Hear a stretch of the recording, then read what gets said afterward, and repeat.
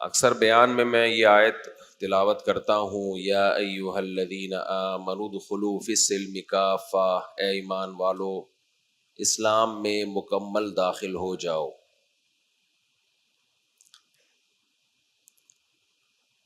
یہ بہت جامع آیت ہے۔ آج ہمیں لوگ جزوی طور پر تو مسلمان نظر آتے ہیں، لیکن مکمل اسلام کی پابندیوں کو فالو کرنے والے بہت کم لوگ ہیں۔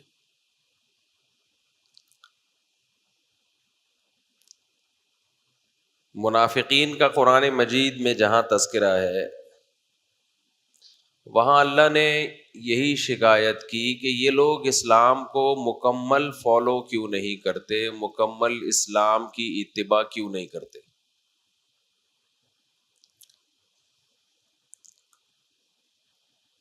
اور پھر اللہ نے یہ شکایت کی کہ ان کو یہ ڈر ہے کہ اللہ اور اس کے رسول ان کے ساتھ ظلم کریں گے، یعنی اسلام کوئی ایسا حکم دے دے گا جو ان پہ ظلم ہوگا۔ ظاہر ہے اللہ، یہ مائک کو کیا ہو گیا بھائی؟ آواز صحیح نہیں ہے؟ نہیں ادھر صحیح آ رہی ہے نا، ادھر تو آواز صحیح آ رہی ہے آپ سب کو، مجھے نہیں آ رہی۔ مجھے خود اپنی آواز جو ہے نا وہ صحیح نہیں آ رہی ہے، تو میں خود بھی تو اپنا بیان سن رہا ہوں نا۔ تو قرآن کہتا ہے کہ ان کو کیا یہ خطرہ ہے کہ اللہ اور اس کے رسول ان پر ظلم کریں گے؟ تو یہاں اللہ اور اس کے رسول سے مراد کیا ہے؟ اسلام۔ یہ خطرہ ہے کہ اسلام ان پر ظلم کرے گا۔ آواز میں ایکو ختم کریں، گونج جو پیدا ہو رہی ہے نا اس کو ختم کریں، گونج رہی ہے آواز بہت زیادہ۔ تو کیا یہ تمہیں خطرہ ہے؟ خطرہ ہے،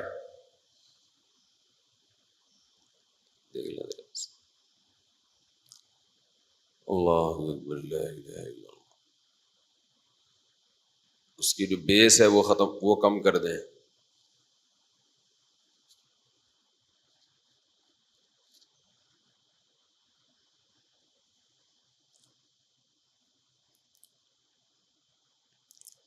تو کیا تمہیں اس بات کا خطرہ ہے، خوف ہے، خطرہ نہیں بلکہ تمہیں خوف ہے کہ اللہ اور اس کے رسول تم پر ظلم کریں گے؟ یعنی ایک آدمی دل و جان سے کسی نظریے کو قبول نہیں کرتا تو وہ بیچ میں لٹکا ہوتا ہے۔ تو ہمارے ہاں بھی ایسا ہی ہے کہ ایز اے کلچر تو ہم مسلم ہیں، لیکن دل و جان سے اسلام کو قبول نہیں کیا جا رہا۔ اس کے بڑے نقصانات ہیں، بہت سائیڈ ایفیکٹ ہیں۔ اپنے بارے میں یہ محاسبہ کرنا چاہیے کہ کون سی برائی ایسی ہے جو میں نہیں چھوڑ رہا۔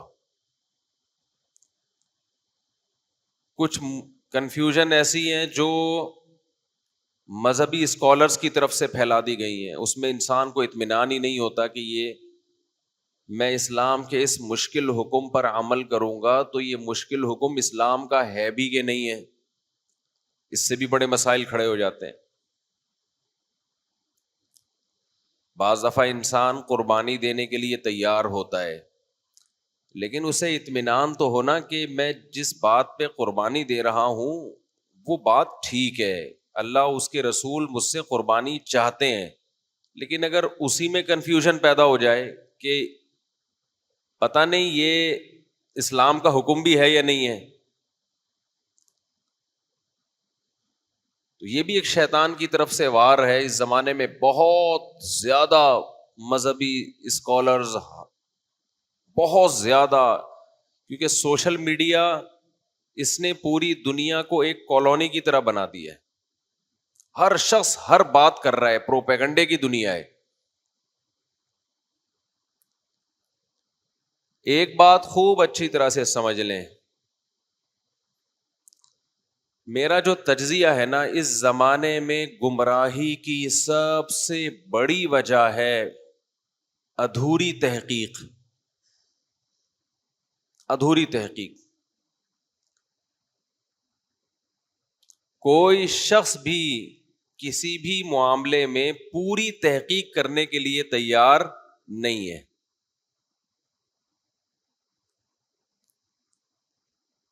ہمارے پاس دو ہی راستے ہیں، یا تو کسی چیز کے بارے میں مکمل تحقیق کرو،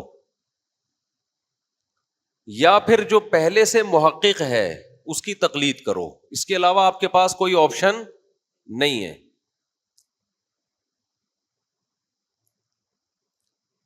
ہمارے یہاں نہ تحقیق ہوتی ہے اور نہ کسی پڑھے لکھے کی تقلید ہوتی ہے.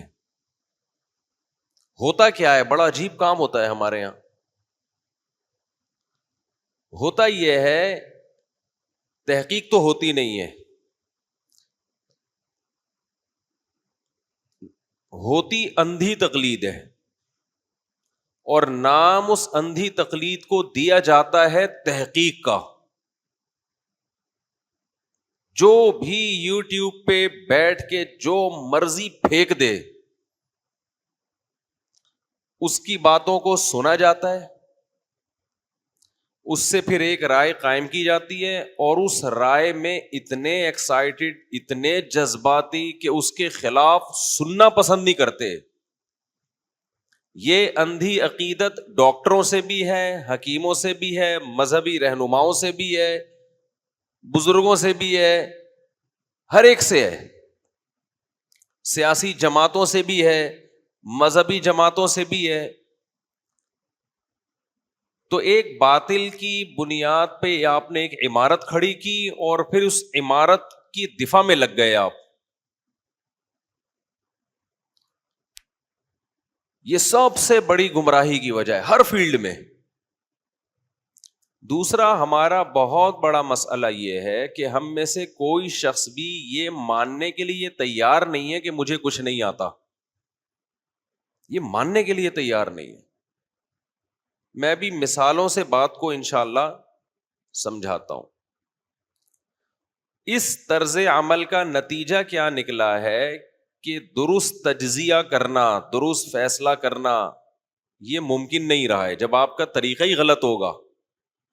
اور جب درست راستے تک پہنچنا ممکن ہی نہیں رہا تو پھر انسان کنفیوژن کا شکار ہوتا ہے، اس درست راستے پہ چلنے کے لیے قربانی دینے کے لیے تیار نہیں ہوتا، کیونکہ اس کو خود احساس ہوتا ہے کہ میری پوری عقیدت اور نظریے کی جو بنیاد ہے وہ جذبات پہ قائم ہے، دلائل پہ قائم نہیں ہے. وہ دلائل پہ قائم نہیں ہے.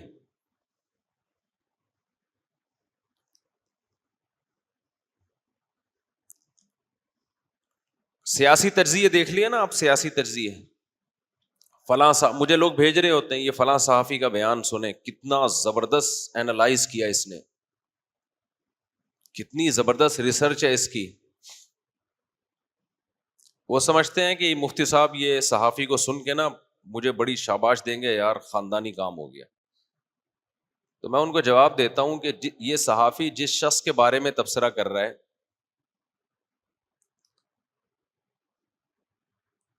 اس شخص کے بارے میں تو ایک معیار ہے. میں زیادہ ڈیٹیل میں نہیں جاؤں گا کیونکہ پھر ایک نئے تجزیے شروع ہو جائیں گے یوٹیوب پہ. میں تو ایک اصولی بات کروں گا نا. میں نے کہا کسی بھی شخصیت کے بارے میں جب تجزیہ کیا جاتا ہے نا، کوئی بھی الزام لگے، دیکھو دنیا میں اصول یہ ہے، جب بھی کسی پہ کوئی الزام لگتا ہے تو ملزم کو حاضر کیا جاتا ہے کہ نہیں کیا جاتا؟ ملزم کو صفائی کا موقع دیا جاتا ہے کہ نہیں دیا جاتا؟ بولو نا. دیا جاتا ہے. نہیں، قانون تو یہ ہے نا کہ دیا جائے، پریکٹیکلی نہیں دیا جا رہا وہ ایک الگ بات ہے. میں دیکھیں اس پاکستانی عدالتوں کی بات نہیں کر رہا، ایک اصول کی بات کر رہا ہوں. اول تو پاکستانی عدالتوں میں بھی موقع تو دیا جاتا ہے، اتنا بھی نہیں ہے کہ موقع ہی نہ دیا جاتا ہو.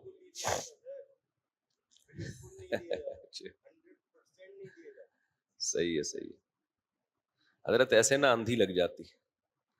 یہ کہہ رہے ہیں کہ بالکل موقع نہیں دیا جاتا. اگر عدالتوں میں ایسا اتنی دھاندلی ہو رہی ہوتی ہے نا تو پورا نظام کی ایسی کی تیسی ہو چکی ہوتی. کوئی بھی اٹھ کے جاتا, ہم سے کتنے لوگوں کو دشمنی ہے, جا کے کیس دائر کر دیتا تو کیا کورٹ فوراً وارنٹ جاری کر کے مجھے اندر کر دے گی یا موقع دے گی؟ ٹھیک ہے, دھاندلیاں بھی ہوتی ہیں, لفافے بھی جاتے ہیں, لیکن پوری دنیا میں کہیں بھی ایسا نہیں ہے کہ ایک شخص جائے اور صرف اس کے دعوے پر, اس کے بیان پر ملزم کو ملزم سمجھ کے اریسٹ کر دیا جائے.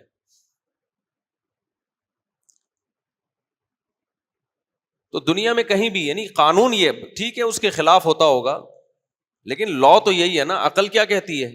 جس پہ بھی الزام لگا ہے جب تک اس سے خود نہ رابطہ کیا جائے یا اس سے پوچھ, اس کو موقع نہ دیا جائے, اس وقت تک اس الزام کو سچا ثابت نہیں مانا جاتا.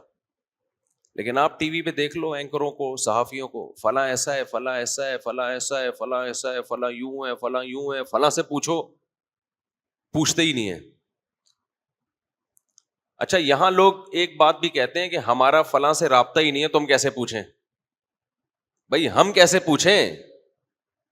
تو دیکھو, اگر آپ کا کسی سے رابطہ ممکن نہ ہو اور اس پہ الزام لگ رہا ہو اور آپ کہو کہ ہم کیسے پوچھیں, بالکل صحیح ہے کہ ہر شخص سے آپ کے لیے صفائی طلب کرنا ممکن نہیں ہے.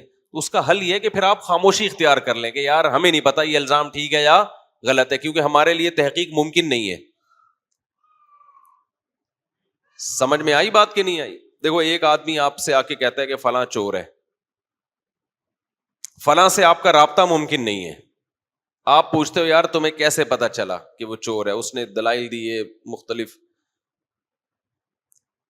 آپ کہو یار ہو سکتا ہے ان سب باتوں کا اس کے پاس کوئی جواب ہو. جس نے الزام لگایا وہ کہہ رہا ہے کہ بھائی آپ پوچھ کے دیکھ لو, آپ کہ میرا رابطہ ممکن نہیں ہے. کہا جب آپ کا رابطہ ممکن نہیں ہے تو جو میں کہہ رہا ہوں اس کو مان لو. تو مان لو گے کیا؟ کوئی قانون کہتا ہے مان لو؟ آپ کہو گے یار چونکہ میرا رابطہ ممکن نہیں ہے تو نہ میں آپ کو غلط کہتا ہوں نہ اس کو غلط کہتا ہوں, کیونکہ ہو سکتا ہے اس کے پاس کوئی دلیل ہو, مجھے تو نہیں پتا, آپ سچ بول رہے ہیں کہ وہ سچا ہے, لہذا میں اس بارے میں کیا کرتا ہوں, خاموشی. لیکن آپ قوم میں چھوٹے سے چھوٹا آدمی, بڑے سے بڑا آدمی اٹھا کے دیکھ لو, پاکستان میں خاموش کوئی بھی نہیں ہے. ایک بندہ بھی خاموش نظر نہیں آئے گا کہ یار مجھے نہیں پتا صحیح کون ہے غلط کون ہے. ہر شخص کو سب کچھ معلوم ہے پاکستان میں, ہر ادارے کے بارے میں رپورٹ ہے ہر شخص کے بعد, ہر شخصیت کے بارے میں رپورٹ ہے ہر شخص کے پاس, اور ہر مذہبی اسکالر کے بارے میں رپورٹ ہے, ہر سیاستدان کے بارے میں رپورٹ ہے, ہر ادارے کے بارے میں رپورٹ ہے, یورپ کے بارے میں رپورٹ ہے, امریکہ کے بارے میں رپورٹ ہے, روس کے بارے میں رپورٹ ہے, ہٹلر کے بارے میں رپورٹ ہے, محمد بن قاسم کے بارے میں رپورٹ ہے, بنو امیہ کے بارے میں رپورٹ ہے, بنو عباس کے بارے میں رپورٹیں ہی رپورٹیں ہر شخص کے پاس. اور ایسے کانفیڈنٹ ہوتا ہے وہ اپنی رپورٹوں میں کہ جیسے اس پر وحی نازل ہوئی ہے اور جبریل نے اتر کے اس کو فلاں کے بارے میں بتایا ہے.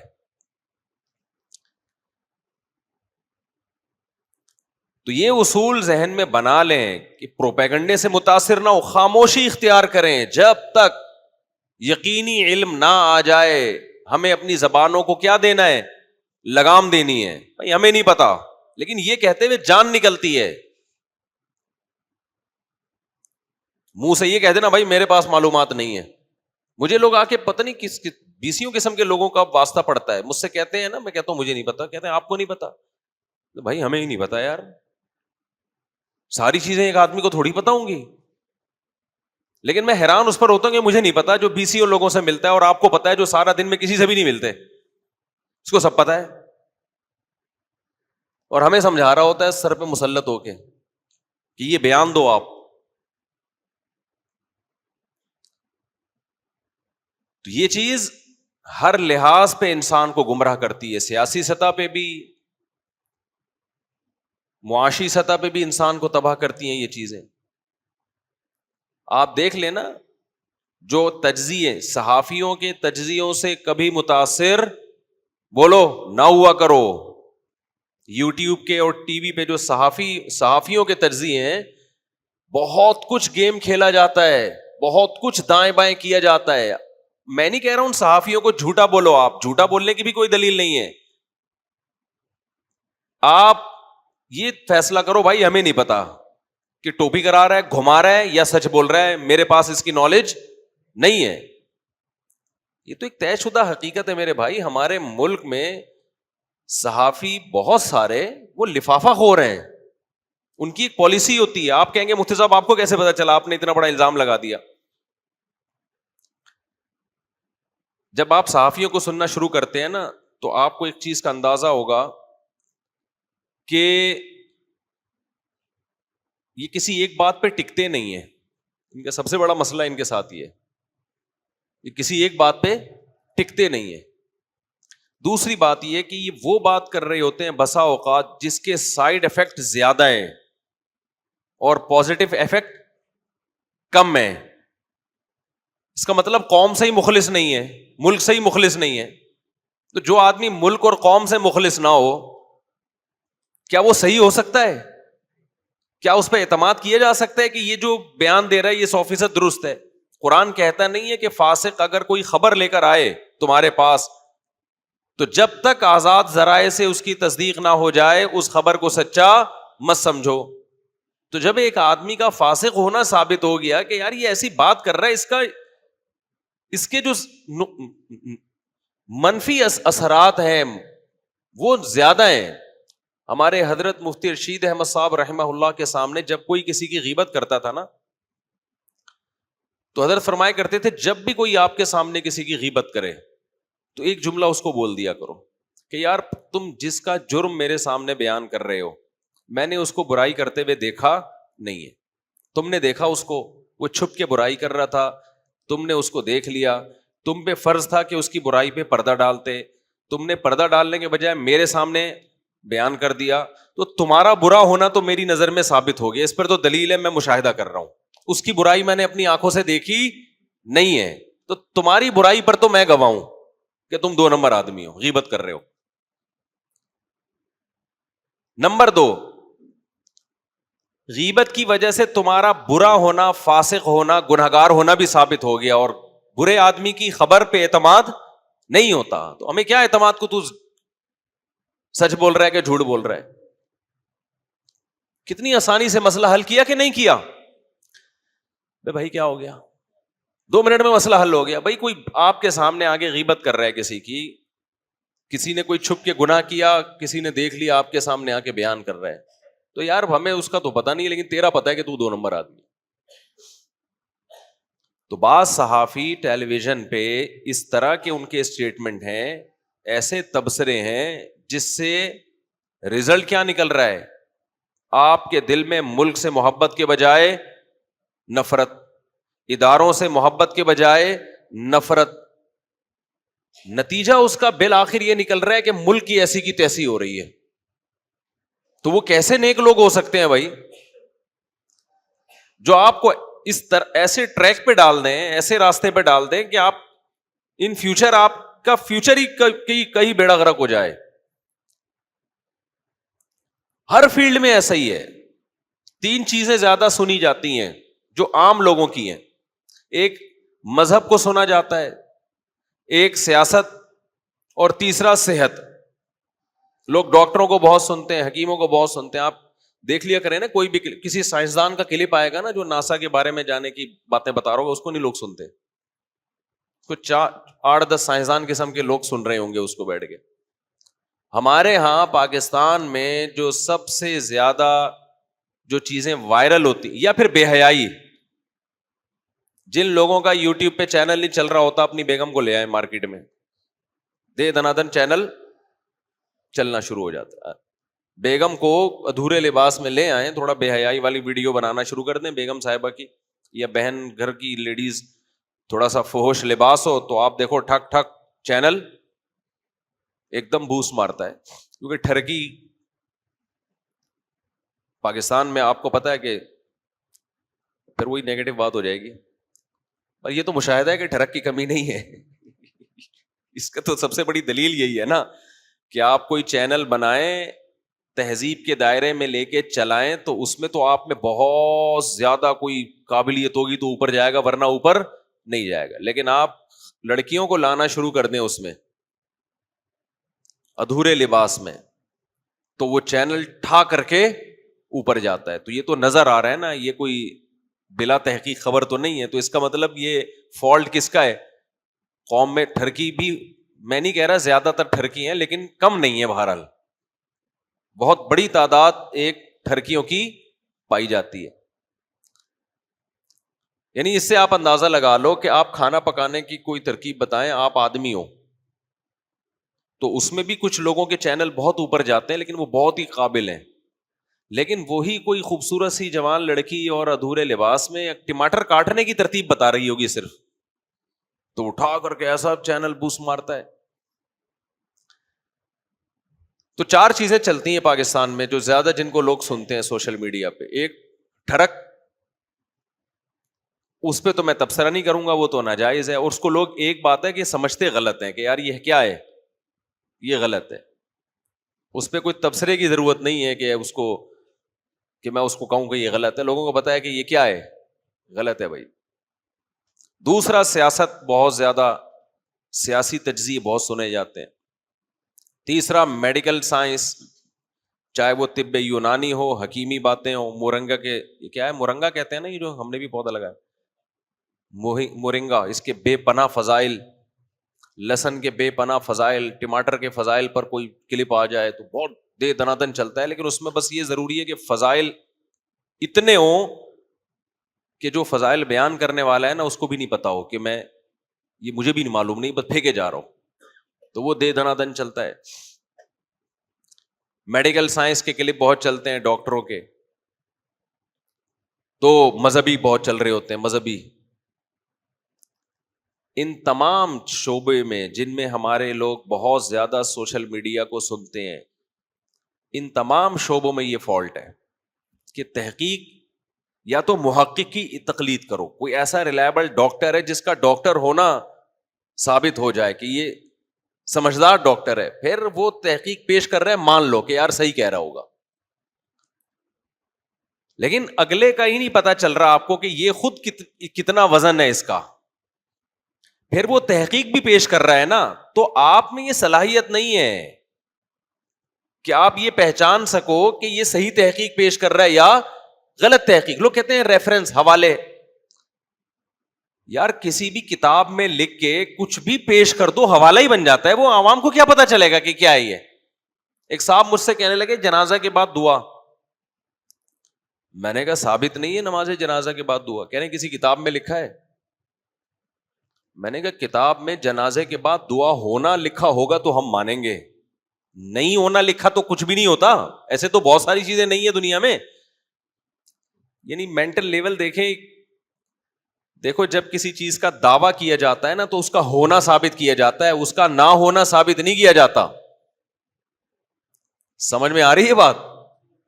میں ایک مثال اکثر دیتا ہوں نا، میں کہتا ہوں یہ زید نے میرے پیسے چوری کیے ہیں، اور کورٹ میں لے گیا میں اس کو کہ جی زید صاحب نے میرے پیسے چوری کیے ہیں. کورٹ کہے کہ تم یہ ثابت کرو کہ تم اس نے چوری کی ہیں. میں کہوں گا جج صاحب میں تو ثابت نہیں کرتا کہ اس نے چوری کی ہیں، آپ یہ ثابت کریں کہ اس نے چوری نہیں کی ہے، یا یہ زید ثابت کرے گا کہ میں نے چوری بولو نہیں کی ہے. تو جج کیا کہے گا کہ یار آپ پہلے دماغ کا علاج کرائیں، ٹھیک ہے نا، اس کے بعد پھر آپ عدالت آئیں. یہی کہے گا نا کہ کسی چیز کے ہونے پہ دلیل پیش کی جاتی ہے، نہ ہونے پہ دلیل پیش نہیں کی جاتی. اب نماز جنازہ کے بعد جو دعاؤں کا رواج ہو گیا ہے، تو جب پوچھا جاتا ہے کہ بھئی یہ کہاں سے ثابت ہے، تو کہہ رہے ہیں منع کہاں ہے، منع کہاں ہے. اس کی تھوڑی دلیل ہوگی، دلیل کسی چیز کے وجود کی ہوتی ہے کہ یہ کہاں ہے، نبی نے کہاں نماز جنازہ کے بعد دعا مانگی، آپ دکھائیں. یہ تو جیسے اس کے بعد آپ کسی سے مطالبہ کر رہے ہو کہ یار اس کی کوئی دلیل پیش کرو ہمارے سامنے، اور اگلا یہ کہنا شروع میں پتہ نہیں مثال کیا دے رہا تھا، اتنی کھچڑی پک رہی ہوتی ہے بیان میں، بہت ساری چیزیں نا آپس میں مکس ہو رہی ہوتی ہیں. کیا مثال دے رہا تھا یہ میں؟ وہ تو سنی تو جاتی ہیں. ہاں میں اس کے ایک واقعہ بیان کر رہا تھا کہ میں نے یہ دلیل دی, میں نے کہا یار نماز جنازہ کے بعد دعا ثابت نہیں ہے, تو وہ جواب میں کہنے لگے کہ کہاں لکھا ہوا ہے کہ ثابت نہیں ہے. میں نے کہا یہ کہیں نہیں لکھا ہوا کہ ثابت ہے, یہ لکھا ہوا ہونا ضروری نہیں ہے کہ ثابت نہیں ہے. ایسے تو بہت ساری چیزیں ہیں جو آپ نکال کے لے آؤ گے, پھر بہت ساری چیزیں ہیں نا آپ نکال کے لے آؤ گے کہ یار منع بھی تو نہیں ہے. مثال کے طور پر اذان سے پہلے صلاۃ والسلام پڑھا جاتا ہے, ہم کہتے ہیں یہ کہاں ثابت ہے حدیث میں, تو جواب یہ ملتا ہے کہ منع کہاں ہے, منع کہاں ہے. تو میرے بھائی پھر لا الہ الا اللہ جب اذان ختم ہوتی ہے تو آگے محمد رسول اللہ بھی لگا دیں آپ اس میں آگے. ہم جب کہیں گے یہ تو آپ نے اذان میں محمد الرسول اللہ کا اضافہ کر دیا صلی اللہ علیہ وسلم, تو آپ کہہ سکتے ہیں اذان میں منع کہاں ہے کہ لا الہ الا اللہ کے بعد محمد رسول اللہ نہ بولو, منع کہاں ہے. پھر اگر کسی نے اللہ اکبر شروع میں 4 دفعہ پڑھا جاتا ہے, 6 دفعہ پڑھنا شروع کر دیا, آپ کہیں یار یہ اذان تو اللہ اکبر 4 دفعہ تھا شروع میں, آپ نے 6 دفعہ کہاں سے کر دیا, تو کہاں 6 دفعہ منع کہاں ہے. تو ہم یہ کہیں گے یہ 6 دفعہ لکھا ہوا کہاں ہے, یہ دکھاؤ, یہ تھوڑی ہوگا کہ منع کہاں ہے. اسلام تو مکمل ہو چکا نا, جتنا ہم تک پہنچا ہے اتنا ہم مانیں گے, اس میں اپنی طرف سے ایڈیشن ہم نہیں کریں گے. تو اب اگر کوئی شخص کوئی ریسرچ, ہاں مجھ سے وہ کہنے لگے لکھا ہوا کہاں ہے. جب میں نے یہ مثال دی نا, میں نے کہا جب کوئی چیز ہوتی ہے تو اس کے ہونے کا ثبوت پیش کیا جاتا ہے, نہ ہونے کا ثبوت پیش نہیں کیا جاتا. لیکن وہ مصر رہے کہ نہیں جی کسی کتاب میں دکھائیں کہ جنازے کے بعد دعا ثابت نہیں ہے.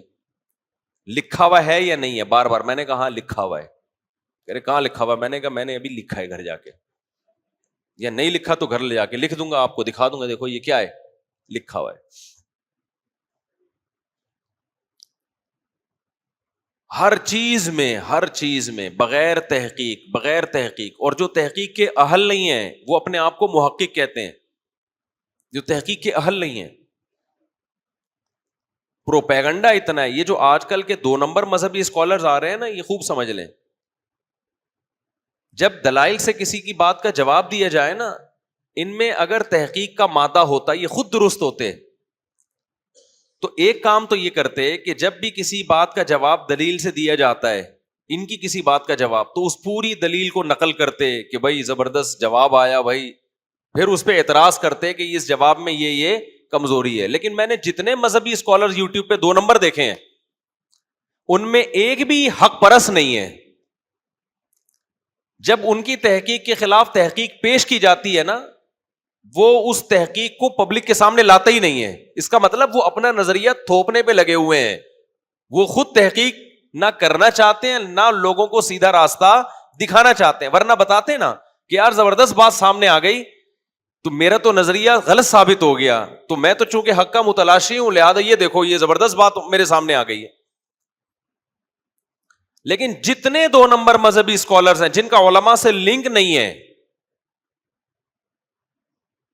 وہ سب میں یہ چیز آپ کو کامن نظر آئے گی کہ جب ان کی بات کا جواب دیا جائے وہ اس کو غائب کر دیتے ہیں, پی جاتے ہیں. اس کا مطلب وہ تحقیق نہیں کرنا چاہتے. ہم دارالعلوم کورنگی میں تھے, میرا متعدد مرتبہ دارالعلوم کورنگی میں بڑے علماء کی جوتیوں میں بیٹھنے کا ہمیں موقع ملا مجلس تحقیق میں.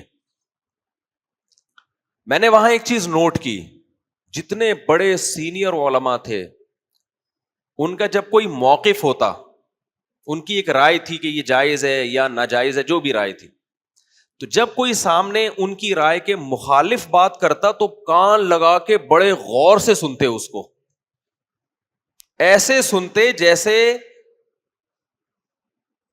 بالکل ایسے بن جاتے جیسے ہمیں کچھ نہیں آتا. اور اتنے غور سے اس لیے سنتے تاکہ ہو سکتا ہے بھائی سامنے والا کوئی ایسی دلیل پیش کر رہا ہو جس پر ابھی تک ہماری توجہ نہ گئی ہو. ہم ان کے انداز سے بڑے متاثر ہوتے کہ اتنے بڑے لوگ ہیں اور کوئی چھوٹا بھی بات کر رہا ہے نا تو ایسے کان لگا کے سن رہے ہیں, اور کہتے بھائی ہم تو بیٹھے اس لیے تاکہ ہمیں سیکھنے کا موقع ملے. جب آپ کا یہ اسٹائل ہوتا ہے نا تو یہ علامت ہوتی ہے کہ آپ اپنی رائے تھوپنا نہیں چاہتے, بلکہ واقعی آپ حق کے متلاشی ہیں. آپ چاہتے ہیں کہ حق ہو. ہمارے ہاں قوم میں بھی یہ فالٹ ہے, قوم بھی سیدھا راستہ نہیں چاہتی. ہمارے محلے میں نا ایک چور پکڑا گیا, اس سے یہ واقعہ سمجھ میں آئے گا جو میں بتانا چاہ رہا ہوں. ہمارے محلے میں بچپن کا واقعہ ہے, ایک بندہ تھا بے روزگاری سے متاثر ہو کر اس نے کسی کے گھر میں چوری کی, پکڑا گیا, پولیس والوں نے طبیعت سے دھونا اس کو, خیر کچھ دن کے بعد جیل سے چھوٹ کے آ گیا. مجھے ایک دن اپنا واقعہ بتا رہا ہے, میں نے کہا کچھ دن کے بعد ملنے کے لیے, کیا حال ہے بھائی خیریت سے؟ کہہ رہا خیریت نہیں ہے. میں نے کہا کیوں؟ کہہ رہے یار جہاں بھی کہیں چوری ہوتی ہے نا تو پولیس والے احتیاطاً سب سے پہلے اٹھا کے مجھے کوٹتے ہیں. کہہ رہے وہ جرم تو میں نے کیا تھا, میرا پٹنا بھی بنتا تھا, کٹنا بھی بنتا تھا, اب تو میں نے نہیں کیا بھائی, کیونکہ شک کس پہ جاتا ہے پولیس والوں کو سب سے پہلے؟ اسی پہ جاتا ہے. شک جانا منع نہیں ہے, لیکن صرف وسوسے اور شک کی بیس پہ کوٹنا پیٹنا یہ کیا ہے؟ اب مجھے نہیں پتا وہ صحیح کہہ رہا تھا غلط کہہ رہا تھا, بظاہر تو لگ رہا تھا کہ صحیح کہہ رہا ہے کیونکہ جس طرح سے وہ غمزدہ بیٹھا ہوا تھا. کہہ رہے یار پورے محلے میں کہیں چوری ہو تو احتیاطاً مجھے لا کے پہلے چترول لگائے جاتے ہیں کہ تو نے تو نہیں کیا, جب ثابت ہو جاتا ہے میں نے نہیں کیا چھوڑ دیتے ہیں مجھے. پھر کہہ رہے کہیں چوری ہو تو پھر مجھے اٹھا کے پہلے میرے چترول لگتے ہیں, بھائی تو نے تو نہیں کیا. کہہ رہے یار میں واجب الچترول بن گیا ہوں, میں تو بلا وجہ پٹ رہا ہوں میں. اگر بالفرض پولیس والے ایسا کر رہے تھے تو صحیح کر رہے تھے غلط کر رہے تھے؟ غلط کر رہے تھے نا. اب میں اگر پولیس تھانے میں جا کے کہتا یار کیوں بلا وجہ ایک آدمی کو کوٹ رہے ہو, کہتے ہیں بلا وجہ نہیں, یہ پہلے چوری کر چکا ہے. ہم کہیں گے ایک دفعہ کیا ہے تو اس کا پٹنا بنتا ہے نا. آپ کہیں وہ کہیں گے نہیں یہ ہے ہی چور. بھائی چور بھی ہے لیکن ہر کیس اس کے کھاتے میں کیسے ڈال رہے ہو جب تک دلیل نہ ہو آپ کے پاس؟ تو آپ 100 دفعہ کہو عدالتیں چور ہیں, فلانے چور ہیں, ڈمکانے چور ہیں, لیکن اس کا یہ مطلب کہ آپ عدالت کے ہر فیصلے کو کہو کہ یہ کیا ہے؟ غلط ہے. اس کی کیا دلیل ہے آپ کے پاس؟ کوئی دلیل آپ کے پاس کون سی دلیل ہے؟ اس کا مطلب آپ بھی جھوٹے ہو. اگر عدالت جھوٹی ہے تو آپ بھی 2 نمبر ہو, پھر اس کا مطلب ہے. تو یہ مذہبی منجن ہے جو بک رہے ہیں.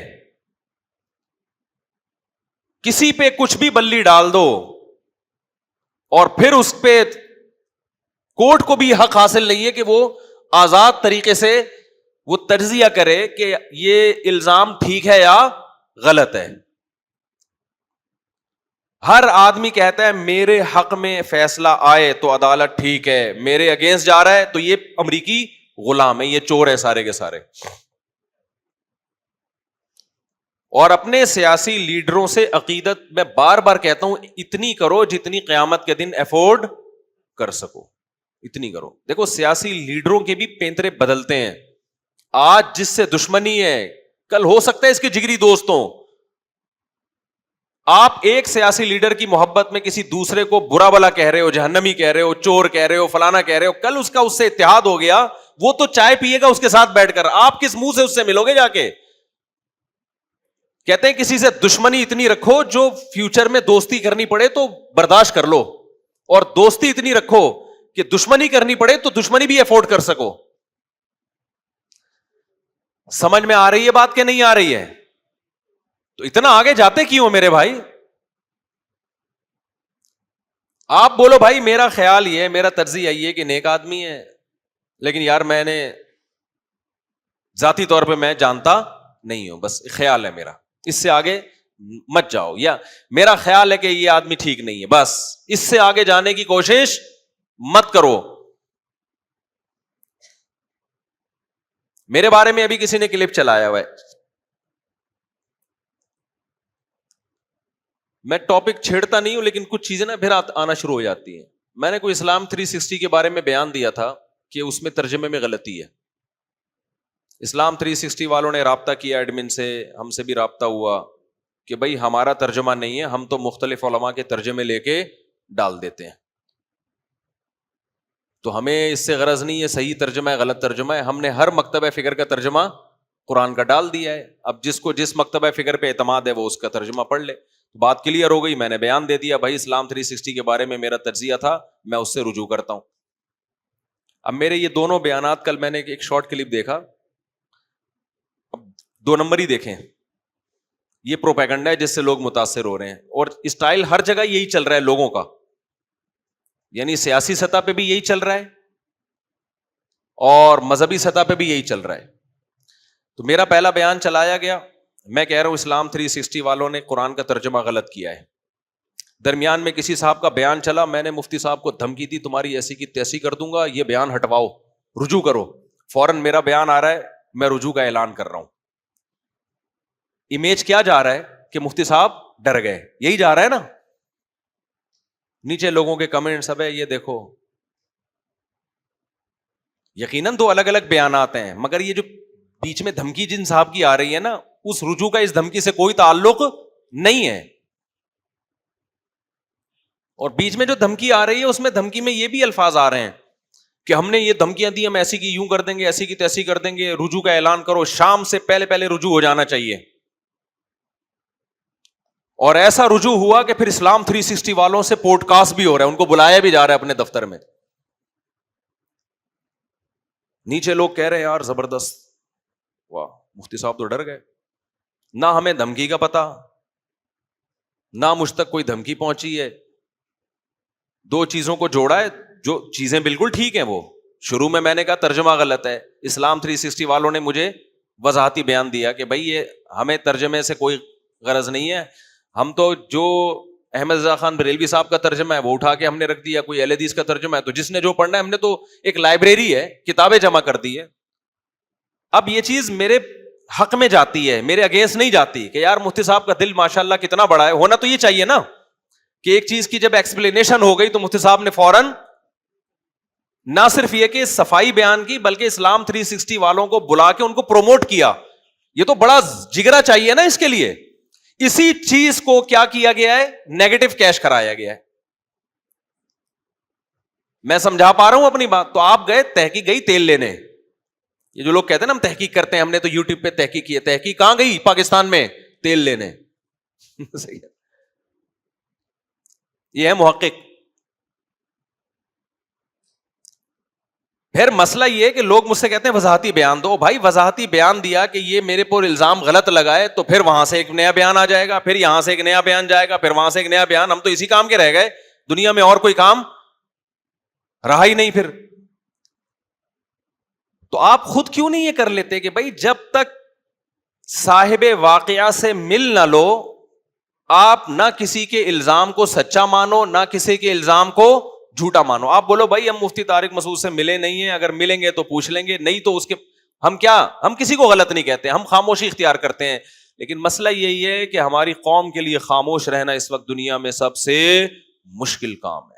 کہ مجھے نہیں پتا، یہ لفظ زبان سے نہیں، ہر شخص کو سب کچھ پتا ہے. ایسے ایسے لوگ جن کو اسلامک بینکنگ کی الف بے نہیں پتا، سود کی میرے سامنے بٹھاؤ، میں پوچھوں گا سود کی ڈیفینیشن کیا ہے، وہ بیان نہیں کر سکتے. وہ مفتی تقی صاحب کے بارے میں تجزیہ کر رہے ہیں کہ ان کا سودی بینکنگ میں فیصلہ بالکل ٹھیک ہے. بے آپ کو کیسے پتا چلے کہ ٹھیک ہے کہ غلط ہے ٹھیک یقیناً.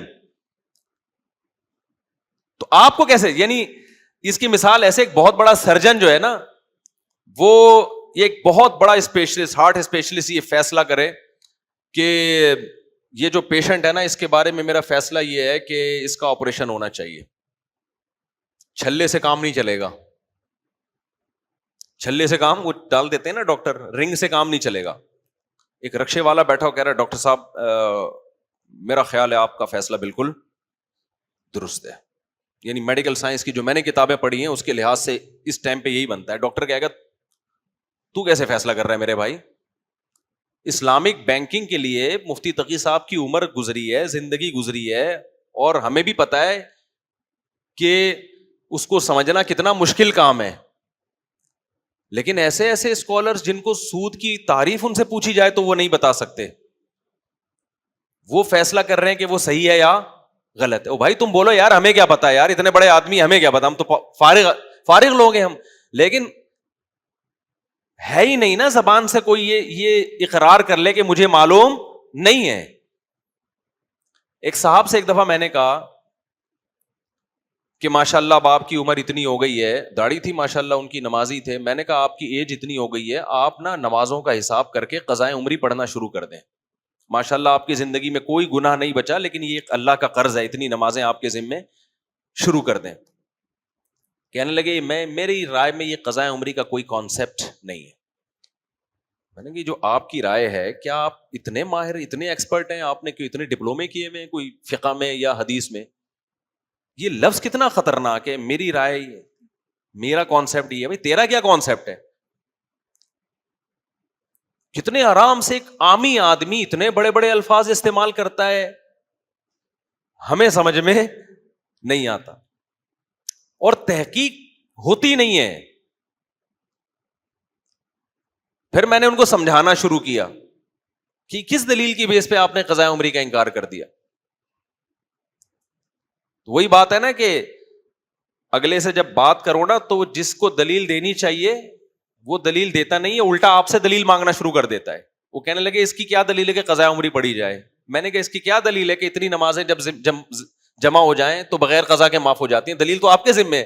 حدیث میں تو ہمیں ملتا ہے کہ جب بھی نبی صلی اللہ علیہ وسلم کی نماز قضا ہوئی ہے تو پہلے قضا پڑھی ہے آپ نے. اب 4 نمازیں قضا ہوں یا 4000, اس میں فرق کی کوئی دلیل بتاؤ آپ. دین اللہ احق ان یقضا, حدیث میں آتا ہے اللہ کا قرضہ اس بات کے زیادہ لائق ہے کہ اس کو چکایا جائے. جیسے انسانوں کے قرضے چکائے جاتے ہیں, اللہ کے قرضے بھی چکائے جاتے ہیں. توبہ سے یہ جرم معاف ہوگا کہ آپ نے ڈیلے کیوں کیا, اس کو پڑھنی تو اس ٹائم پہ تھی. ہر آدمی فنٹر بنا ہوا ہے پاکستان میں. کیکڑا آج کل بہت کھایا جا رہا ہے, حنفی لوگ بھی کیکڑا کھا رہے ہیں. جب ان سے دلیل مانگو تو کہتے ہیں قرآن میں آتا ہے کہ احل لکم صید البحر, کہ تم پر سمندر کا شکار حلال ہے. اب سمندر کے شکار میں کہتے ہیں پانی کی ہر چیز داخل ہے.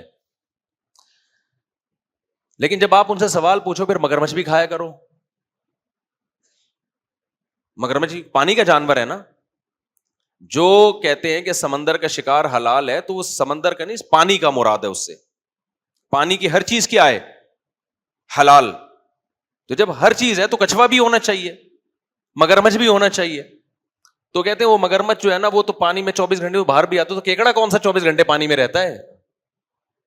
کیکڑا بھی پانی سے باہر بھی آتا ہے, پانی کے اندر بھی. اب یہ تحقیق 2 لفظوں میں ان کی ہو گئی ٹھوس. جتنی غبارے میں ہوا بھری بھی تھی نا, وہ ایک ہی دفعہ میں, جو صبح شام ابو حنیفہ ایسے فلانا ایسے, میں قرآن کو مانتا ہوں, میں حدیث کو. ابے تو کیکڑا کھانے کے لیے صرف قرآن کو مانتا ہے, باقی تو قرآن کو نہیں مانتا. سمجھ میں آ رہی ہے بات کہ نہیں آ رہی ہے؟ تو اپنی جہالت کا تو اعتراف کر کے یار دیکھو, جو امام شافعی کو فالو کرتے ہیں نا, امام شافعی کو, وہ کیکڑا کھاتے ہیں. ان سے پوچھو کیوں کھاتے ہیں, وہ کہتے ہیں یار ہم جاہل لوگ ہیں بھائی, اتنے بڑے امام مجتہد, ان کی تحقیق ہے, ہم اس تحقیق پر اعتماد کرتے ہیں, وہ بچ جائیں گے. کیونکہ قرآن کہہ رہے فاسألوا اہل الذکر ان کنتم لا تعلمون, اگر تمہیں علم نہیں ہے, تمہارے پاس نالج نہیں ہے, تو جس کے پاس نالج ہے اس کو فالو کرو. تو کہیں گے کہ اللہ امام شافعی کے پاس نالج تھی اور اس کی دلیل اجماع امت, میں نے ان کو فالو کیا ہے, بچ جائے گا. لیکن جو کہتے ہیں نا میری تحقیق ہے, تو پھر پوری تحقیق کر بھائی. تو یہ کیکڑا کھانے کے لیے تیری تحقیق ہے, اور جب مگرمچھ کی بات آتی ہے تو بریانی بنا کے پیش کرو نا کے سامنے مگرمچھ کی. کچھوے کے انڈے, جیسے مرغی کے انڈے بک رہے ہو, اب مارکیٹ میں کچھوے کے بکنا شروع ہو جائیں, پوری قوم سڑکوں پہ نکل آئے گی, بھائی کیا ہو رہا ہے.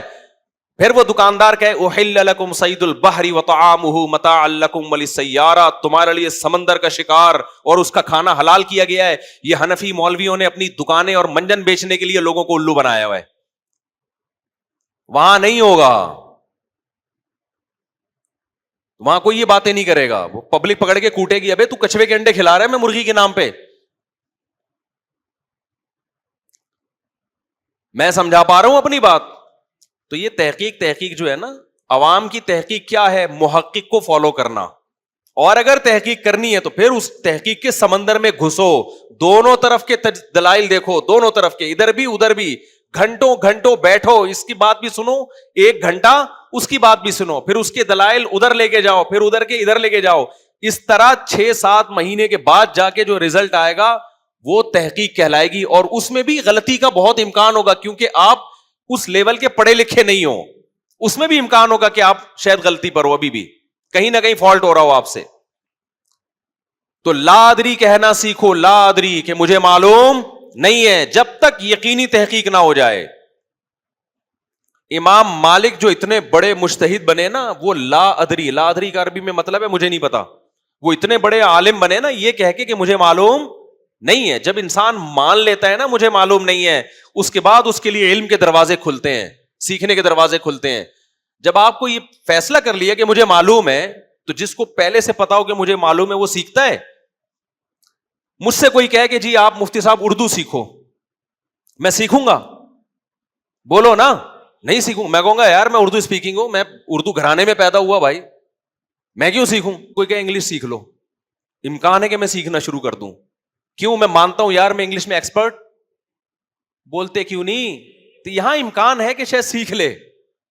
لیکن اگر مجھ سے کوئی پوچھے مفتی صاحب انگلش سیکھ لو، میں کہوں میں ایکسپرٹ ہوں، مجھے ضرورت ہی نہیں. اور دلیل کیا ہے؟ دلیل یہ کہ مجھے انگلش آتی ہے، اور اس کی دلیل ہے this is a boy, this is a girl, اور دس از بیچ کا. آج کل ایک نئی جنس بھی آ گئی ہے، this is between boy and girl. یہ والی گلابی انگلش بولنا شروع کر دو. آپ کہیں یار یہ کیا بول رہے ہو یار؟ جو ریممبر تھا مجھے فارگیٹ تھا، وہ کیا ہے؟ پورا پہلا مصرع یاد نہیں آ رہا. ہم جسے، ہاں جو ریممبر تھا مجھے فارگیٹ تھا، ہم جسے سمجھے تھے دس وہ دیٹ تھا. کیا شاعری بھی آ گئی بھائی! یہ تو بہت ہائی لیول کی ہو گئی نا. کیا خیال ہے؟ ہم جسے سمجھے تھے دس وہ دیٹ تھا. دماغ ایسا دہی بنی کہ جو ریممبر تھا وہ بھی فارگیٹ ہو گیا، اور ہم جسے دس سمجھ رہے تھے وہ دیٹ ہو گیا. تو اور میں دلیل دینا شروع کر دوں مجھے انگلش آتی ہے، تو یقیناً ایک جاہل آدمی سمجھنے لگے گا کہ واقعی آتی ہے. لیکن جس کو آتی ہوگی نا وہ کہے گا اس کو بالکل، اس سے پتہ چل رہا ہے کہ اس کو بالکل بھی نہیں آتی. یہی ہو رہا ہے میرے بھائی. جو آج کل مذہبی اسکالرز آ رہے ہیں جو علماء سے ہٹ کر ہیں، ایک جاہل آدمی سمجھتا ہے یہ بہت پڑھا لکھے ہیں یہ لوگ، لیکن خدا کی قسم علماء کو پتا ہوتا ہے کہ ان تلوں میں تیل بالکل بھی نہیں ہے. ہم چھوٹے بچے تھے ڈرامہ دیکھتے، ڈرامے نہ دیکھا کریں، بچپن کی کچھ چیزیں بتا دیتا ہوں میں. ایسا نہ ہو کہ دیکھنا شروع کر دیں جب مفتی صاحب نے ڈرامے دیکھیں تو پتہ نہیں یہ تو بہت ثواب ہوگا. بچپن کے ہمارے گھر میں ٹی وی نہیں تھا، اڑوس پڑوس میں جا کے دیکھ لیا کرتے تھے. اور اس زمانے کے ڈرامے بھی ایسے تھے، اس میں تو خواتین کے سروں پہ دوپٹے، ضیاء الحق کا دور تھا، وہ خواتین کے سروں پہ دوپٹے ہوتے تھے اور بڑے گھریلو لائف دکھائی جاتی تھی. تو اس ڈرامے میں یہ دکھایا کہ ایک باہر سے نا ایک لندن سے کوئی بندہ آیا کسی گاؤں میں، اور گاؤں میں دیسی لوگ ہوتے ہیں. اب وہ باہر سے جب آئے تو انگلش کے الفاظ بہت استعمال کرتا تھا. تو جب جو گاؤں کا وڈیرا تھا یا جو بھی تھا اس کو شرمندگی ہوئی، تو یہ طے ہوا کہ دونوں نے کا مقابلہ ہوگا کہ کون زیادہ اچھی انگلش بولتا ہے. اب جو لندن سے آیا تھا وہ تو فرفر انگلش بولتا تھا، اور یہ جو گاؤں کا دیسی تھا جو بھی وڈیرا تھا، اس کو کہاں انگلش آتی بیچارے کو. اب جناب دونوں آمنے سامنے آ کے بیٹھے کہ جی انگلش کا مقابلہ ہو رہا ہے. ہونا یہ چاہیے کہ ان دونوں کے مقابلے کے لیے جس کو ثالث بنایا جائے، جو فیصلہ کرے گا کہ ان میں صحیح کون ہے، وہ بھی تو ایکسپرٹ ہونا چاہیے نا. یا وہ عوام فیصلہ کرے گی جن کو خود انگلش نہیں آتی؟ ایکسپرٹ فیصلہ کرے گا نا. بٹھا دیا عوام کو، عوام فیصلہ کرے گی کون صحیح انگلش بول رہا ہے اور کون غلط. عوام کو انگلش کا ایک لفظ نہیں آتا، اور جس کو ثالث بنایا ہے فیصلہ کرنے کے لیے اس کمبخت کو بھی انگلش نہیں آتی تھی. اب دونوں کے مقابلے شروع ہوئے نا، یہ پورے انگلش میں پورے الفاظ بول رہا ہے. الفاظ کے دوران اس نے جگ کا لفظ استعمال کیا اور گلاس کو انگلش میں گلاس ہی کہتے ہیں، جگ کو بھی جگ کہتے ہیں. وہ جو دیہاتی تھا نا اس نے آئیں بائیں شائیں مارنا شروع کر دی. ABCDFGHIJKLMNOPQRSTUVWXYZ اس طرح کے نا بہت لمبی فضول قسم کی 1 2 3 4 5 6 7 8 9 10 11 12 13 14 15 16 پھینک رہا ہے. لوگ کہہ رہے ہیں یار کیا انگلش ہے یار. آخر میں فیصلہ یہ ہوا کہ یہ جو لندن سے آیا ہے نا اس نے 2 الفاظ اردو کے استعمال کیے ہیں، ایک جگ اور ایک گلاس، اس لیے یہ ہار گیا. اور اس نے ایک لفظ بھی اردو کا استعمال نہیں کیا. سمجھ رہے ہو کہ نہیں سمجھ رہے؟ تو یہ جو عوام کہہ رہی ہوتی ہے نا وہ فلاں اسکالر بھائی کیا تحقیق لے کر آیا ہے بھائی، او بھائی جان یہ علماء سے پوچھو، یہ کس سے پوچھو، علماء سے پوچھو. لوگ فوراً جواب کہتے ہیں ابے علماء تو منجن بیچ رہے ہیں. یار سارے منجن بیچ رہے ہیں، سارے غلط ہیں، اور جس کے بارے میں آپ یہ فیصلہ کرنے جا رہے ہو اور خود فیصلے کے اہل بھی نہیں ہو، آپ کو خود بھی نالج نہیں ہے، وہ چند لوگوں کے بارے میں آپ نے کہہ دیا کہ یہ ٹھیک ہے، جن کے بارے میں آپ کوئی کرائٹیریا نہیں، کوئی معیار نہیں آپ کے پاس. تو کیسا قیامت نہیں آئے گی تو اور کیا ہوگا؟ تو کنفیوژن پیدا نہیں ہوگی تو اور کیا ہوگا پھر؟ تو یہ پاکستان کا جو فیوچر ہے نا یہ بہت ڈینجر، ہر لحاظ سے، صحتوں کا بھی بیڑا غرق ہونے والا ہے، مذہب کا بھی بیڑا غرق ہونے والا ہے، سیاست کا تو ہو چکا ہے بیڑا غرق. سیاست میں جو ابھی اکھاڑ پچھاڑ چل رہی ہے اس کا تو پتہ نہیں کیا انجام ہوگا آگے چل کے. بھائی کوئی بھی سیاست میں صحیح ہو غلط ہو، نقصان کس کو ہو رہا ہے؟ کنٹری کو ہو رہا ہے نا، نقصان تو ملک کو ہو رہا ہے. تو پہلے ملک تو دیکھو نا یار، اپنے لیڈروں کو کیوں اتنی اس عقیدت محبت میں ہو گئے؟ آپ ریاست کو دیکھو، ریاست کا فائدہ کس میں ہے؟ لوگ کہتے ہیں یار یہ ہمارے حکمرانوں نے، اسٹیبلشمنٹ نے بیڑا غرق. ابے بھائی انہوں نے تو بیڑا غرق کر دیا، تم تو نہ کرو نا بیڑا غرق. ایک صاحب مجھے کہنے لگے ابے یہ لوگ تو باہر بھاگ کے اپنی، یہ تو ملک تباہ بھی ہو گیا، ان کو کیا فکر ہے، یہ تو باہر نکل جائیں گے. تو میں نے کہا اس سے تو اور زیادہ ہمارا فرض بنتا ہے کہ ملک کو بچائیں ہم، کیونکہ یہ تو باہر نکل جائیں گے، ہم کہاں جائیں گے؟ وہی ہے نا، ہمارے ایک دوست تھے، وہ کسی طوائفہ نے نا اس کو اشارہ کیا، مجھے اپنا واقعہ بتا رہے تھے. تو کہہ رہے میں چلا گیا، میں نے پوچھا جی کیا کام ہے؟ کہتی مجھے لے کے بھاگ جا. کہتے میں نے کہا میں تجھے لے کے بھاگوں گا، مجھے کون لے کے بھاگے گا؟ یعنی میں تجھے اگر شیلٹر دوں گا تو مجھے کون شیلٹر دے گا؟ تو بھائی اگر ہمارے حکمران ایسے ہیں کہ یہ ملک سے بھاگ جائیں گے، پھر تو ہمارے لیے اس ملک کو بچانے کی فکر اور زیادہ ضروری ہے نا. تو میرے بھائی میں کسی کو نہ گدھا کہہ رہا ہوں نہ کوئی انسان کہہ رہا ہوں، میں تو آپ کو صرف یہ بتا رہا ہوں کہ ہم نے کیا کرنا ہے، ہر سطح پہ مذہب کو بھی بچانے کی کوشش کرنی ہے. ایسے اسکالر جن کی وجہ سے لوگوں میں مذہب سے نفرت پیدا ہو رہی ہے، لوگ ایتھیسٹ ہو رہے ہیں. بعض اسکالرز کی تقریریں بڑی اٹریکٹیو ہوتی ہیں لیکن اس کا رزلٹ کیا نکل رہا ہے؟ آپ کو علماء سے نفرت. جب علماء سے نفرت تو اس کا آخر میں نتیجہ کہ آپ پھر کسی کے بھی نہیں رہتے، نہ اس اسکالر کے رہتے ہیں نہ علماء کے رہتے ہیں، کہیں کے بھی نہیں رہتے. آپ ایک ایسے بند گلی میں لا کے آپ کو چھوڑ دیا کہ اب آپ کے پاس نہ ادھر جانے کا راستہ نہ ادھر جانے کا راستہ. تو سیاسی سطح پہ بھی، صحت کے حوالے سے بھی، ہر جگہ پہ یہی کام ہو رہا ہے. تو آج سے نا دیکھو ایک کام کا عزم کر لو، جو میں اصل بتانا چاہ رہا تھا آپ، ایک کام کا عزم کر لو کہ جب تک کسی بھی معاملے میں مکمل تحقیق نہیں ہو جائے آپ زبان سے لفظ بولو نہیں نکالو گے. ہمارے حضرت کی عادت تھی نا، جب کوئی بیعت ہونے کے لیے آتا تو جو بڑے اہم گناہ ہیں جن کو سوسائٹی گناہ نہیں سمجھتی تھی، حضرت اس پہ بیعت لازمی لیتے تھے، حضرت اس پہ لازمی بیعت لیتے تھے کہ میں اس گناہ کو چھوڑوں گا. تو میں سوچتا ہوں کہ جب بھی کوئی میرے پاس آئے نا کہ میں مفتی صاحب توبہ کرنا چاہتا ہوں، اپنے گناہ بتا رہا ہوں، تو میرا یہ ارادہ ہے کہ میں اس سے لازمی اس پہ توبہ کرواؤں گا کہ جب تک کسی چیز کے بارے میں 100% تحقیق نہ ہو جائے لب کشائی بولو نہیں کرنی. یہ کہنا سیکھو کہ مجھے معلوم نہیں ہے. امام مالک کے پاس ایک شخص آیا، مسئلہ پوچھا اس نے، امام مالک نے کہا لا ادری، مجھے معلوم نہیں ہے اس کا جواب. پھر اس نے دوسرا مسئلہ پوچھا، امام مالک نے کہا اس کا جواب بھی مجھے معلوم نہیں ہے. اس نے 36 سوال پوچھے، 36 کے بارے میں امام مالک نے کیا کہا؟ مجھے اس کا جواب معلوم نہیں ہے. لیکن پہلے لوگوں کے ظرف بھی کیا تھے؟ بڑے تھے. اس نے فوراً جہالت کا فتویٰ نہیں لگا دیا کہ اب انہیں تو پتہ ہی نہیں ہے. بہت سی باتیں نہیں معلوم ہوتی انسان، لیکن وہ یہ کہنا سیکھے کہ مجھے معلوم نہیں ہے. ہمارے پاس دن رات کتنے مسائل آتے ہیں. میں اپنے چھوٹوں سے پوچھ رہا ہوتا ہوں یار یہ میرے ذہن میں اس کا جواب نہیں، اپنے شاگردوں سے یار ذرا بتاؤ اس کا کیا جواب ہے، تحقیق کرو اس. ہمیں تو 20 سال ہو گئے تحقیق کے کام میں، لیکن ابھی بھی ہم جب آتے ہیں سوال تو ہم 50% سوالات ایسے ہوتے ہیں جس کا میں کہتا ہوں کہ یار اس وقت مجھے جواب معلوم نہیں ہے. ایک دفعہ حضرت مفتی تقی عثمانی صاحب کو میں نے کال کی، پرانی بات ہے، میں نے حضرت سے مسئلہ پوچھا, حضرت نے فرمایا اس وقت مجھے اس کا جواب معلوم نہیں ہے, آپ دارالعلوم کرنگی میں سوال لکھ کے جمع کرا دیں, تحقیق ہو جائے گی. سارے بڑے علماء یہ. لیکن آج ایسے لوگ آ رہے ہیں جو پوچھو ٹھک سے جواب بولو, ادھر پوچھا ادھر جواب, ادھر پوچھا ادھر. حکیم دیکھ لو, ایک حکیم کے ساتھ میرا سفر ہوا, میں جو پوچھ رہا ہوں نا صحت کی بات, اس کے پاس اس کا جواب ہے, مجھے لگا یہ پھینکو ہے.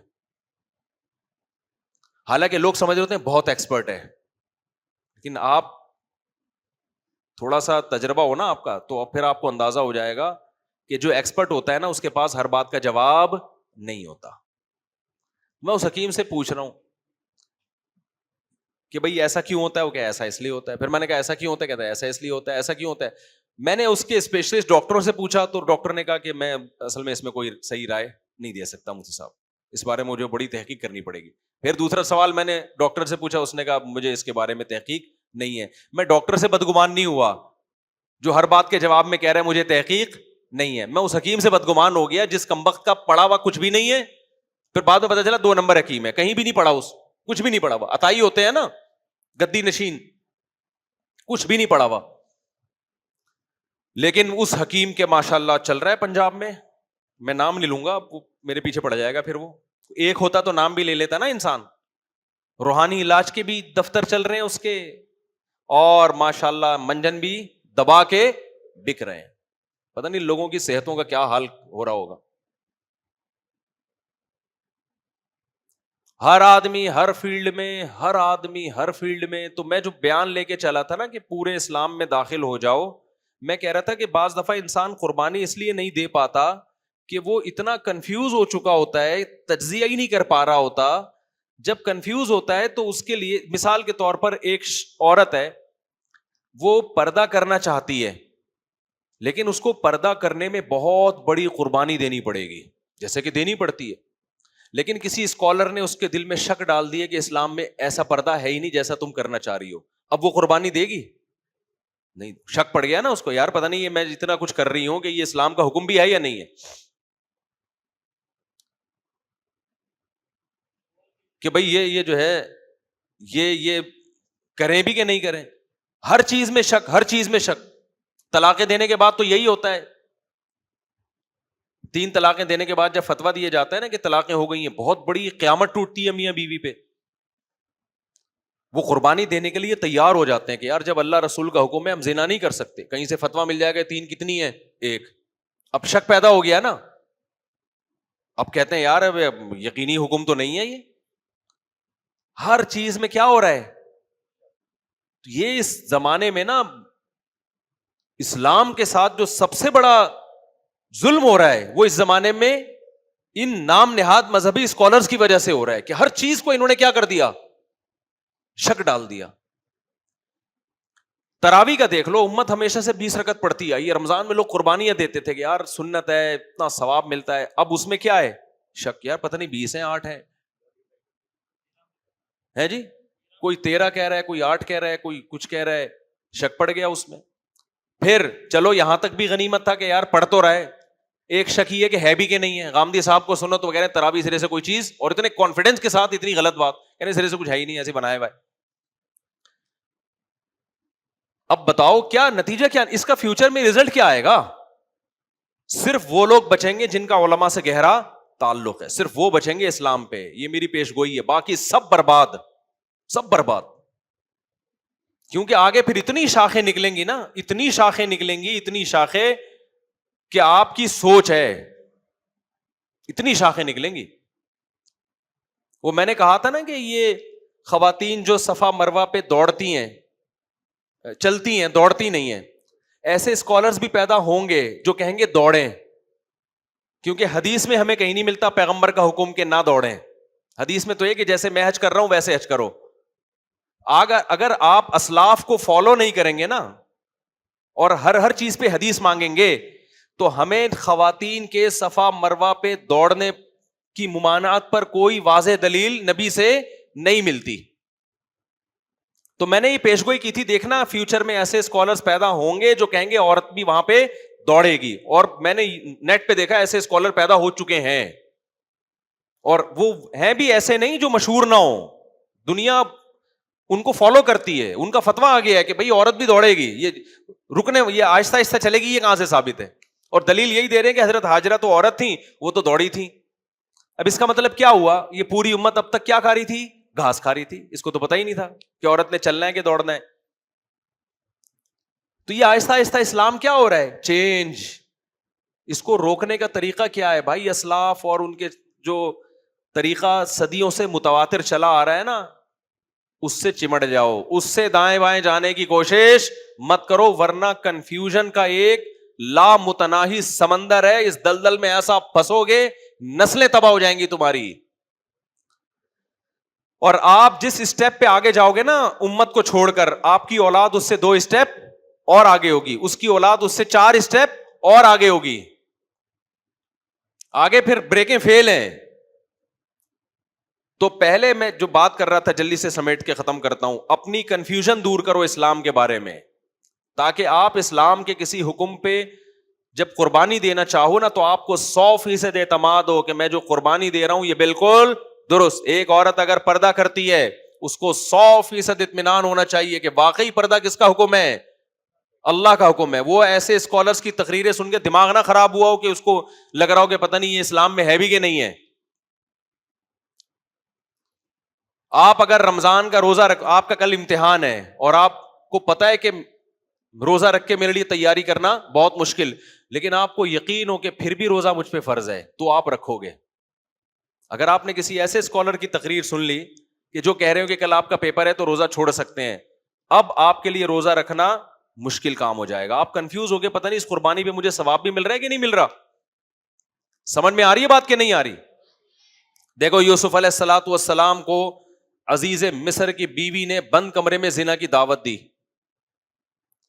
یوسف علیہ السلام کو یہ یقین تھا کہ یہ حرام ہے, لہذا یوسف علیہ السلام کے دل میں خواہش ہوئی, اس کے باوجود اپنے آپ کو گناہ سے بچایا. اگر یوسف علیہ السلام کنفیوز ہوتے اور یا کوئی یوسف علیہ السلام کی جگہ کوئی اور شخص ہوتا اور شیطان اس کو یہ پٹیاں پڑھانا شروع کر دیتا کہ دیکھو زنا جو اسلام میں حرام ہے یا قرآن میں حرام ہے وہ تو نارملی حرام ہے نا, وہ تو ایک نارملی, تم تو ابھی ڈپریشن میں جا رہے ہو, تمہارے لیے یہاں رشتہ ملنا مشکل ہے, اور عورت خود دعوت دے رہی ہے, کوئی زنا بالجبر بھی نہیں ہے, وہ بھی راضی ہے.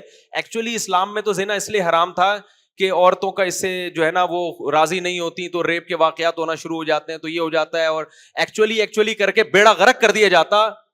پھر زنا سے بچنا ممکن تھا؟ پھر تھوڑی ممکن تھا. یہ کسی ڈاکٹر کی تحقیق پڑھ لیتے کہ جو ہے نا وہ ٹینشن ریلیز کرنے کے لیے ضروری ہے, اور پھر اس تحقیق کی بیس پر آپ کہتے ہیں کہ اسلام چونکہ حدیث میں آتا طاقتور مومن اللہ کو کمزور سے زیادہ محبوب ہے, تو ایکچولی جب میں یہ کام کر لوں گا تو مجھے ڈپریشن سے نجات ملے گی, صحت میری اچھی ہوگی, اور حدیث میں آتا طاقتور مومن کمزور مومن سے زیادہ محبوب, تو میری صحت اچھی ہوگی تو میں اللہ کو زیادہ محبوب ہو جاؤں گا. تو دلائل کے تانے بانے تو جب شیطان پٹیاں پڑھاتا ہے ہر طرح کے مل جاتے ہیں, لیکن نہیں, یوسف علیہ السلام کو معلوم تھا لا تقربوا الزنا. زنا کیا ہے بھائی, اس کے بارے میں 2 رائے بولو نہیں ہے. مسئلہ حیا کے خلاف ہے. بعض خواتین پوچھتی ہیں جن کے شوہر سال 2 سال گھروں سے باہر رہتے ہیں, ابھی اللہ کا شکر ہے اتنا لبرل اسکالر نہیں آئے ہیں کہ مجبوری میں زنا کو بھی حلال کر دیں. اور یاد رکھو متا اور زنا ایک ہی چیز کے 2 نام ہیں, یہ الگ الگ چیزیں نہیں ہیں. لوگ کہتے ہیں نہیں متا میں گواہ بھی ہوتے ہیں, زنا میں گواہ نہیں ہوتے, تو اس کا مطلب زنا پہ 2 بندوں کو گواہ بھی بنا لیا آپ نے, یہ تو اور غلط زنا ہو گیا نا. یہ یعنی زنا تو اور زیادہ برا زنا ہو گیا کہ متا ٹیمپریری آپ اس سے 2-3 گھنٹے کا 1 ہفتے کا ایگریمنٹ کر رہے ہو اور اس پہ 2 بندوں کو گواہ بھی بنا لیا, تو یہ تو ایسے جیسے زنا پہ گواہ بنا لیا آپ نے. تو اب بعض خواتین جن کے شوہر باہر رہتے ہیں وہ یہ پوچھتی ہیں, مسئلہ بے حیائی کا دور ہے نا, انٹرنیٹ پہ کیا کیا کچھ فحش دیکھا جا رہا ہے, تو وہ کہتے ہیں ہم کسی بھی طریقے سے کیا اپنی خواہش پوری کی جا سکتی ہے, ہمارے لیے کوئی گنجائش ہے زنا سے علاوہ؟ تو میں جب جواب دیتا ہوں بھائی یہ جائز نہیں ہے, آگے سے سوال ہوتا ہے پھر ہم کیا کریں بھائی, ہمارے تو شوہر ہی 1.5-2 سال کے بعد آتے ہیں.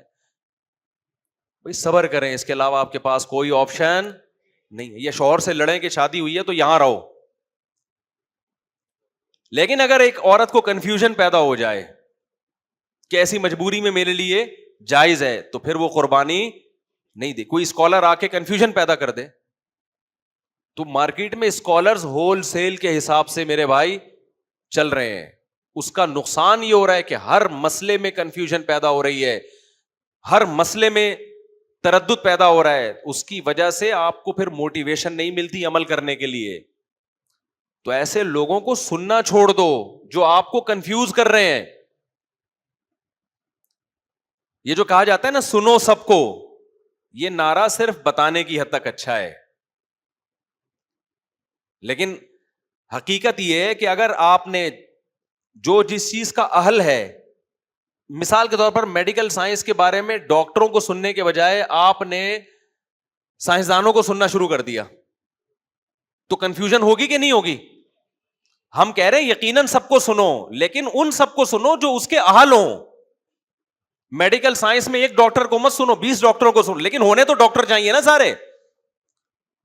آپ نے کیا کیا, جو مکینک تھا اس کو بھی سننا شروع کر دیا آپ نے میڈیکل سائنس میں, تو وہ تو کنفیوز کرے گا آپ کو. جاہل حکیم کو سننا شروع کر دیا, وہ تو کنفیوز کرے گا آپ کو. تو مذہبی اسکالرز میں بھی ان کو سنو جو کیا ہیں, جو علماء ہیں. اگر آپ نے ہر ایک کو سننا شروع کر دیا جو عالم نہیں بھی ہے, تو سوائے ڈپریشن, کنفیوژن, بدگمانیاں, اس کے علاوہ آپ کو کچھ بھی حاصل نہیں ہوگا, اور آپ دین پہ نہیں چل سکتے, تباہ و برباد ہو جاؤ گے آپ. ہر چیز میں شک پیدا ہو جائے گا آپ کے. میں غامدی صاحب کے نا نیچے تبصرہ دیکھ رہا ہوتا ہوں, کچھ لوگوں نے لکھا ہوتا ہے ہمیں ہر چیز میں انہوں نے شک میں ڈال دیا, ہر چیز میں کنفیوز کر دیا.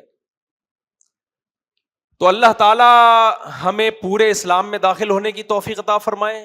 ایک تو یہ دعا کیا کرو, اور اے اللہ ہمیں ان لوگوں کے ساتھ جوڑ دے جو اسلام ایکسپلین کریں, ہمیں بتائیں کہ حقیقت میں اسلام ہے کیا, جو ہمیں اور الٹا کنفیوژن میں نہ ڈال دیں.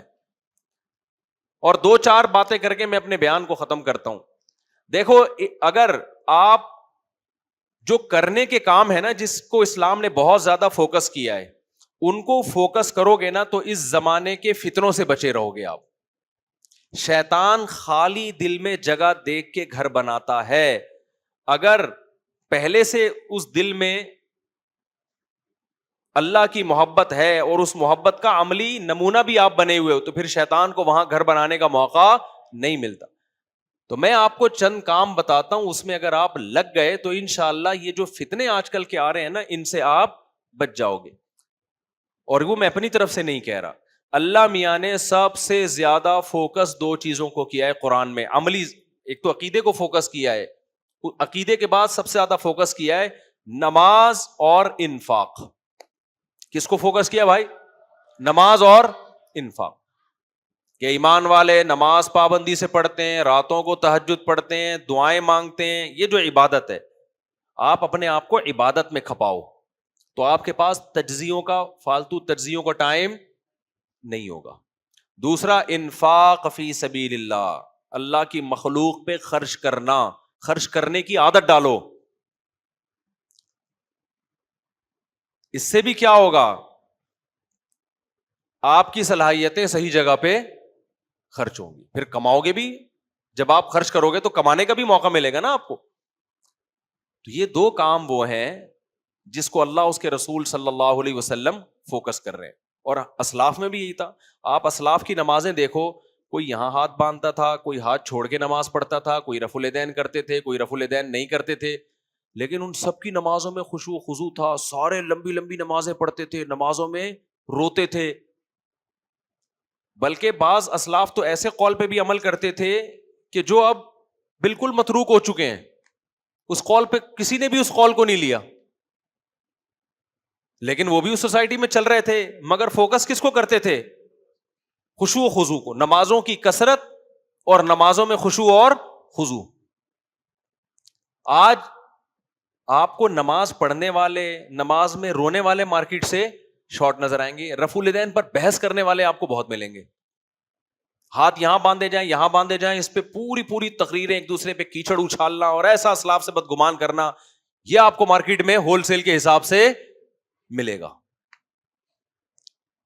تو بھائی اللہ سے محبت پیدا کرو جس کام کے لیے ہم پیدا ہوئے ہیں. اگر آپ نے اپنے مقصد حیات کو فوکس کیا تو شیطان آپ کو دائیں بائیں نہیں لے جا سکتا. قرآن کہہ رہا ہے وَإِخْوَانُهُمْ يَمُدُّونَهُمْ فِي الْغَيِّ انما سلطانہ علی الذین یتولونہ. اللہ کہتے ہیں شیطان کا زور ان لوگوں پہ چلتا ہے جو شیطان کو دوست بناتے ہیں. کیا مطلب؟ جو رحمان کو دوست نہیں بناتے.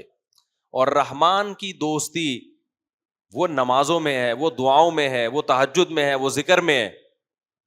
تو اپنے آپ کو عبادت میں کھپائیں, نماز روزے میں نفلی روزوں کا معمول بنائیں. آج ہماری سوسائٹی میں نفلی روزے بالکل نکل گئے. پیر جمعرات کا روزہ سنت ہے, ایام 20 کا روزہ سنت ہے, 9-10 محرم کا روزہ سنت ہے. کہیں نظر آ رہا ہے آپ کو؟ بہت کم, نہ ہونے کے برابر. گھروں میں تلاوت کا معمول سنت ہے, کہیں نظر نہیں آ رہا. دعا نبی صلی اللہ علیہ وسلم کتنی دعائیں مانگا کرتے تھے. بعض دعائیں آپ کی اتنی لمبی ہیں کہ صحابی کہتے ہیں جتنی دیر میں سورہ بقرہ پڑھی جاتی ہے نا, اتنی دیر آپ صلی اللہ علیہ وسلم نے ہاتھ اٹھا کر دعا مانگی ہے. ہمارے یہاں ہے کوئی معمول؟ بس وہ ختم قرآن کے موقع پر ایک فارمیلٹی پوری ہوتی ہے. اچھا, دعاؤں میں کس طرح ورغلایا؟ وہ روحانی عاملوں نے دعاؤں سے ہٹا دیا. ہر چیز میں ایک باطل کام کر رہا ہے نا, صحیح راستے پہ چلانے کے بجائے آپ کو غلط. جو ٹائم آپ کا پریشانیوں کو حل کرنے کے لیے اللہ کے سامنے گڑ گڑانے میں لگتا تھا, وہ تعویذ گنڈوں اور روحانی ٹوپی ڈراموں میں لگ گیا. سمجھ میں آ رہی ہے بات کہ نہیں آ رہی؟ ایک صاحب مجھے کہنے لگے کہ میں یہ وظیفہ پڑھنا چاہتا ہوں, لا الہ الا انت سبحانک انی کنت من الظالمین, 100 دفعہ پڑھنا چاہتا ہوں, کیا میری پریشانی حل ہو جائے گی؟ میں نے کہا پڑھنے میں کوئی حرج نہیں ہے, میں اس کو ناجائز نہیں کہتا, لیکن یہ جو وظیفہ لیا گیا ہے لا الہ الا انت سبحانک انی کنت من الظالمین, یہ لیا گیا یونس علیہ السلام سے. تو یونس علیہ السلام نے یہ بطور وظیفے کی نہیں پڑھا تھا, یہ دعا مانگی تھی اللہ سے کہ اللہ میں تیری اجازت کے بغیر اپنی قوم کو چھوڑ کر آ گیا, جس کی وجہ سے مجھے سزا ملی کہ میں مچھلی کے پیٹ میں ہوں. تو اللہ لا الہ الا انت, تیرے سوا کوئی عبادت کے لائق نہیں, سبحانک تو ہر عیب سے پاک ہے, تو ظالم نہیں ہے. ظالم کون ہے؟ میں ہوں, غلطی مجھ سے ہوئی ہے. کیا مطلب؟ معاف کر دے. تو یہ وظیفہ نہیں پڑھا تھا, یہ اللہ سے دعا مانگی تھی, اپنی خطا کا اعتراف کیا کہ اللہ میں غلطی پر ہوں. تو میں نے کہا آپ بھی بجائے اس کے کہ یہ 100 دفعہ یا 200 دفعہ پڑھو, اس کی جو روح ہے وہ روح یہ ہے کہ آپ اللہ کے سامنے 2 رکعت پڑھ کے دعا مانگو, اے اللہ جو پریشانی آئی ہے یہ میری غلطیوں کی وجہ سے آئی ہے, تو ظالم نہیں ہے. تو سب سے پہلے میں توبہ کرتا ہوں, میرے گناہوں کو معاف کر دے. میں کون سا پورا صحیح ہوں؟ ہم تو اللہ سے ایسے معاملہ کر رہے ہوتے ہیں کہ ہم جیسے 100% صحیح ہوں اور اللہ 100% ہمارے ساتھ غلط کر رہا ہو, معاذ اللہ. بھائی ہمارے جو غلطیاں ہیں اس کی ہمیں بہت کم سزا مل رہی ہے, ملنی تو زیادہ چاہیے تھی, ہونا تو ایسا چاہیے. تو اللہ کے سامنے اعتراف کرو, اے اللہ میں بہت غلط ہوں, میرے جتنے گناہ ہیں, اس جو میری پریشانی ہے, میری پریشانی اس سے 10 گنا زیادہ ہونی چاہیے تھی. یہ تو تیرا کرم ہے کہ تھوڑا پریشان کیا تو نے مجھے, تو پہلے تو میرے گناہوں کو معاف کر دے, اور پھر اللہ سے دعا مانگے کہ اللہ اس پریشانی کو مجھ سے دور کر دے. اللہ بھی خوش ہوگا کہ میرا بندہ میرے سامنے گڑ گڑا رہا ہے, ہاتھ پھیلا رہا ہے, تو وہ بھی خوش ہوگا. اور پھر جب کام بنے گا تو آپ اللہ کے کھاتے میں ڈالیں گے, میرے اللہ نے یہ کام کیا. عامل نے جو وظیفہ آپ کو بتایا کام ہو گیا, تو آپ یہ کریڈٹ کس کو دو گے؟ عامل کو, یار اس نے پرچی دی تھی, اس نے یہ کام کروایا میرا. تو میرے بھائی جو کرنے کا کام ہے وہ کیا ہے؟ دعائیں ہیں, تلاوت ہے, نماز ہے, صدقات و خیرات ہے. اس میں اپنے آپ کو فوکس کرو, تو اللہ آپ کو شیطان کے شر سے اور یہ جو کنفیوژن سوسائٹی میں پیدا ہو رہی ہے, اللہ اپنی محبت کی برکت سے اس فتنے سے اللہ آپ کو انشاءاللہ بچائے گا. گھروں میں اچھا ماحول پیدا ہوگا, گھروں میں اپنے بیوی بچوں کو بھی یہ چیزیں سکھاؤ. اللہ مجھے بھی اس پر عمل کی توفیق عطا فرمائے, اور آپ حضرات کو بھی. آج بیان کچھ کھچڑی سی پک گئی ہے, بس جو پک گئی ہے میں تو دعا کر رہا ہوتا ہوں, اللہ جو پک گیا مارکیٹ میں. تو واعظ و نصیحت کی مجلس ایسے ہی ہوتی ہے, جو مارکیٹ میں آ رہا ہے پارسل کرو. سبحانک اللہم و بحمدک نشہد ان لا الہ الا انت نستغفرک.